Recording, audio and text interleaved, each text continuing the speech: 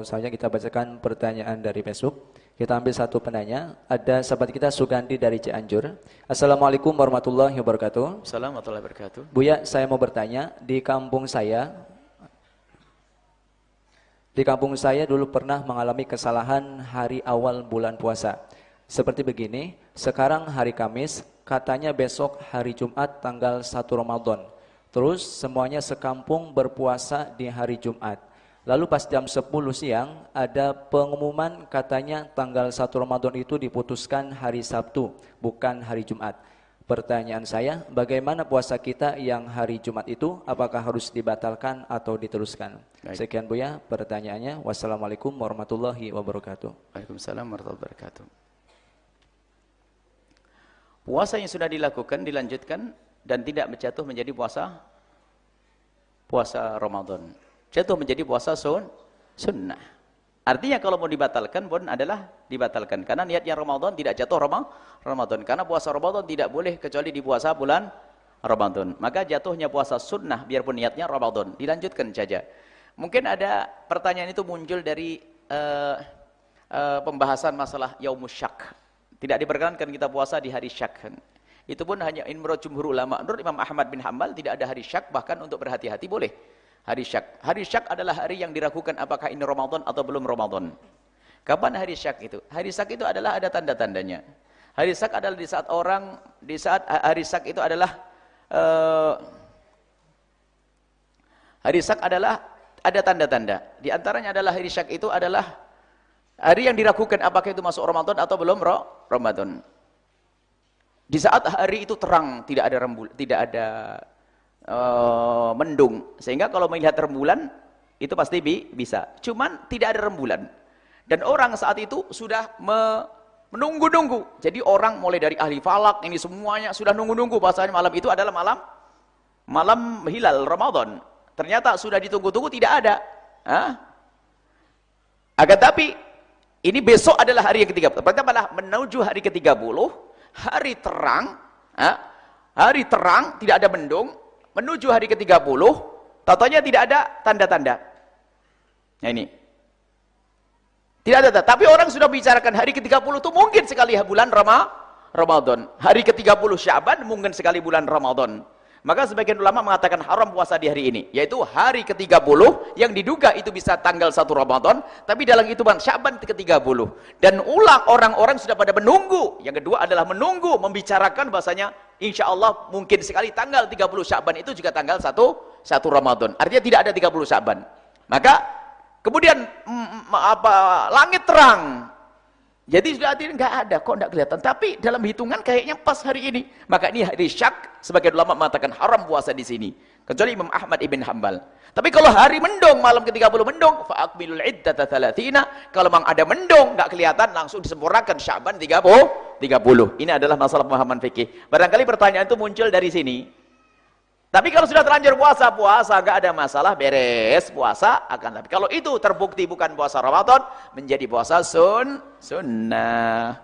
Kalau ternyata ketukar kebalik, terlanjur tidak puasa, tatanya Ramadan. Ya sudah, terlanjur tidak puasa bagaimana? Tapi wajib imsak, menahan diri. Cuman gimana? Bayar nanti setelah Syawal 1 hari. Kamu punya utang 1, selesai. Wallahu a'lam bishawab. Ada titipan pertanyaan dari Hong Kong.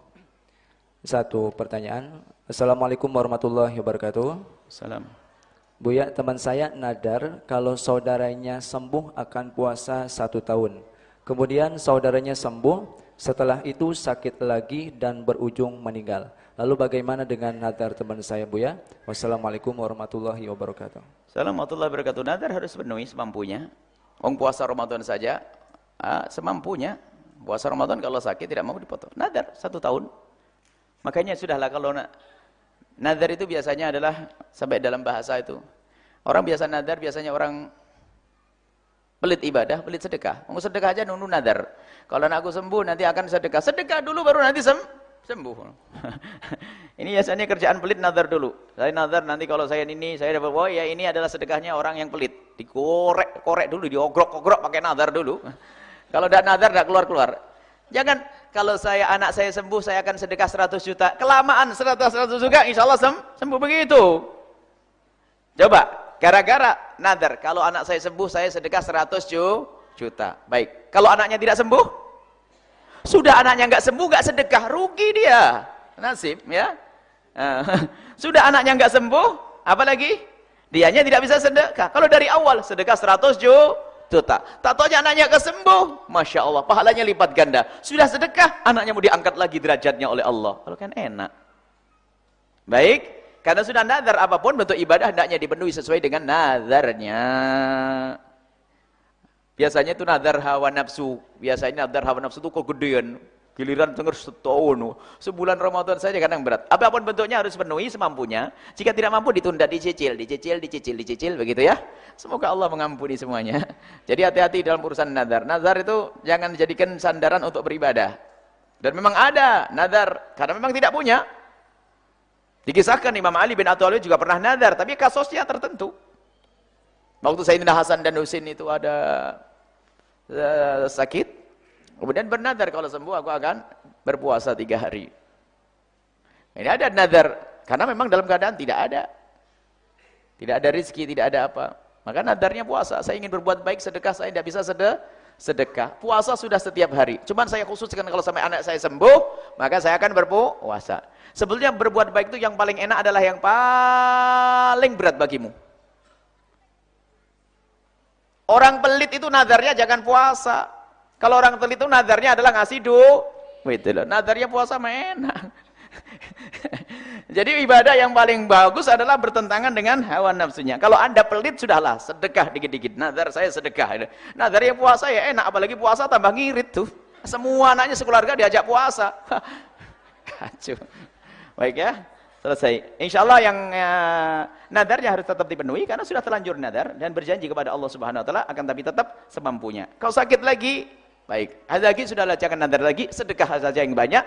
Semoga Allah berikan kesembuhan kepadanya. Dan ingat, sakit di saat kita minta kepada Allah, di saat kita minta kesembuhan sudah sedekah kok tidak sembuh, jangan ngeluh kepada Allah. Karena Allah sayang, sudah diambil Anda sudah sedekah menjadi pahala. Kemudian ternyata anak kok masih sakit, berarti anak Anda masih diangkat lebih tinggi lagi oleh Allah Subhanahu Wa Taala. Saudara Anda akan diangkat lebih tinggi. Karena apa? Penyakit bagi seorang yang beriman adalah bukan kerendahan, akan lebih sakit bagi orang yang beriman adalah mengangkat derajat dan pengampunan dosa dan untuk menabung pahala besar nanti di hadapan Allah Subhanahu Wa Taala. Baik, sebelum kita lanjutkan pertanyaan dari sahabat kita Beni ya, kali ini kita akan menyapa terlebih dahulu sahabat kita yang sudah bergabung via telepon. Baik, halo, assalamualaikum. Waalaikumsalam. Iya, silakan. Salawatnya Bapak. Muhammad. Allahumma sholli wa sallim wa barik alaihi. Baik, dengan Bapak siapa dan di mana? Didi Saputra di Rajagaluh. Afwan, Bapak siapa? Didi Saputra di Oh, Bapak Saputra di Rajagaluh ya. Iya, kabarnya baik Bapak ya? Ya, baik, alhamdulillah. Alhamdulillahirabbil alamin. Baik, Bapak silakan pertanyaannya kepada Bu ya. Ini Bu. Untuk Bu ya. Assalamualaikum. Ini Bu ya, saya kan anggota DKM masjid. Nah, yang bulan Ramadan ada takjil bersama. Nah, kan pasti kan itu ninggalin anak di rumah. Ninggalin apa? Katanya nggak boleh kalau takjil di masjid. Siapa yang melarang? Siapa yang melarang? Orang teh. Saya yang bilang katanya kalau buat tajil di masjid hukumnya nggak boleh. Kalau apa? Kalau tajil apa Pak? Kalau tajil hukumnya katanya jangan lebih Makan di masjid maksudnya? Gitu sama keluarga gitu. Iya, halo Bapak. Ya, halo. Iya. Silakan lanjutkan Bapak. Kalau makan di masjid? Ya katanya nggak boleh ya. Nggak abdol. Lebih baik bersama di rumah gitu Pak. Iya. Jadi gimana karena gitu menurut Buya gitu. Iya. Baik, masih ada Bapak? Ya. Cukup. Baik, terima kasih Bapak. Iya. Baik. Ya, assalamualaikum Bapak. Salam. Iya. Baik Bu ya, Bapak Saputra di Rajagaluh. Baik, kita lanjutkan tadi sebelumnya. Ada pun yang akan ditanyakan tentang takjilan. Ini beginilah ya. Makan di masjid itu dibedakan antara orang yang sengaja makan di masjid atau orang yang beribadah di masjid lalu makan di masjid. Ini pada perbedaan. Kalau Anda pengen makan lalu ke masjid membawa anak-anak, itu tidak diperkenankan. Masjid kok buat rekreasi. Misalnya dari rumah bawa makanan ke masjid, tidak diperkenankan itu. Tapi kalau ada orang tinggal di masjid kemudian makan di masjid, asalkan menjaga tata krama, diperkenankan. Dan ini terjadi pada orang-orang dahulu. Jadi berbuka di situ, sahur di situ. Jadi tolong dibedakan ini. Berbeda. Kalau kita sudah di masjid, saya mungkin waktu saya sedikit, tidak banyak waktu untuk pulang. Masa kalau di masjid di mana? Nah ini ada sebagian orang itu kadang-kadang berucap itu adalah tidak pernah direnungi seperti apa. Ngomong, nggak boleh di masjid untuk ibadah. Ngerti masjid adalah untuk ibadah. Tapi kalau ada orang tinggal di masjid, bahkan ashabus suffah yang bersama Nabi SAW makan di masjid. Bahkan tinggalnya di samping masjid, bahkan dibuatkan di situ. Dia tidur di masjid sesaat. Nah, jadi harus dibedakan hal yang jadi kalau ada orang membawa makanan, yuk kita makan di masjid luas, rumah kita sempit. Nah, ini kurang ajar, merendahkan masjid untuk makan saja. Kalau orang ahli masjid, beribadah di masjid, iktikaf di masjid, kemudian dia makannya di situ, ya nggak ada masalah. Tapi dengan catatan, lihat, jangan membuang kotoran di dalam masjid, jangan buang sampah di dalam masjid. Hendaknya masjid tetap dijaga kehormatan masjid, yaitu kemuliaan, kebersihannya. Jadi nggak apa-apa takjil karena orang mau tarawih di sana, orang mau mengaji di sana, orang mau sholat di sana, buka di sana. Lalu kok bukanya di masjid terus makannya di rumah, ya pusing lah nanti. Jadi jangan tidak usahlah mengada-ngada lah. Ulama dahulu sudah melakukan yang demikian. Kenapa kita pusing? Wallahu a'lam bishawab. Assalamualaikum warahmatullahi wabarakatuh, Buya. Waalaikumsalam warahmatullahi wabarakatuh. Allahumma sholli ala sayyidina Muhammad, Allahumma sholli wa sallim wa barik alaihi. Buya, ada selebaran yang dibagikan di dalam masjid, isinya adalah tawaran untuk membeli kaset CD ceramah, Buya. Apakah ini termasuk jual beli di dalam masjid? Langsung dihukum itu, tim yang salah. Dan tidak dibenarkan membagikan brosur umrah, brosur jualan di dalam masjid adalah haram. Biarpun tim al-baca itu boleh ditegur, tidak diperkenankan. Itu mesti tim yang tidak dekat, tidak pernah ngaji itu. Nggak bisa, tidak diperkenankan. Haram, masjid bukan untuk itu. Tolong dihentikan. Itu adalah kesalahan. Ini semuanya. Mohon ditegur. Kadang-kadang tim kita kan banyak. Ada tim terlalu bersemangat tapi mungkin lupa, tidak mendengar dan sebagainya. Tidak diperkenankan membagi brosur umrah di dalam masjid karena itu sama menawarkan dagangan. Membagi brosur, kecuali brosur dakwah. Brosur program dakwah. Program pembangunan masjid, bangunan pondok, program pengajian, itu boleh dibagi masjid. Akan tapi kalau sudah ada nilai jualannya tidak diperkenankan, Nabi melarang yang demikian itu. Transaksi di masjid hukumnya adalah haram.